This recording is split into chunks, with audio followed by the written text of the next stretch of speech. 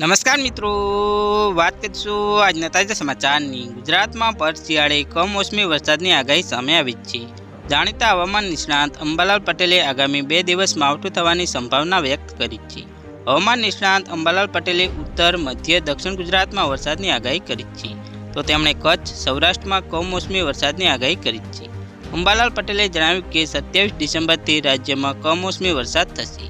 હવામાન નિષ્ણાત અંબાલાલ પટેલે આગાહી કરતા જણાવ્યું કે 27 ડિસેમ્બરથી લગભગ 28-29 ડિસેમ્બર સુધી રાજ્યના કેટલાક ભાગોમાં માવઠું થવાની સંભાવના છે। ખાસ કરીને ઉત્તર, મધ્ય, દક્ષિણ ગુજરાતમાં વરસાદ માવઠા પછી ખેતરોમાં ઊભા પાકોમાં રોગ આવવાની શક્યતા છે, જેમાં ફળોના પાકોમાં ફળ કોરી ખાનારી ઈયળો થવાની શક્યતા રહેશે। તુવેર, રાયડો અને અન્ય શાકભાજીના પાકોમાં પણ રોગ આવવાની સંભાવના છે। ખેડૂતોએ પાક સંરક્ષણની ટ્રીટમેન્ટ કરાવી લેવી જોઈએ, જેથી તેમને પાકોમાં નુકસાની ઓછી થાય। બીજી તરફ હવામાન વિભાગ દ્વારા પણ ગુજરાતમાં આગામી 2 દિવસ કમોસમી વરસાદની આગાહી કરવામાં આવી છે। સાથે જ કેટલાક વિસ્તારોમાં 40 કિમીની ઝડપે પવન ફૂંકાવાની સંભાવના વ્યક્ત કરવામાં આવી છે। પવનની દિશા બદલાતા અને ભેજવાળા વાતાવરણના કારણે ઠંડીનું જોર વધ્યું છે। તો હાલ માટે આટલું જ, મળીશું નવી અપડેટ સાથે।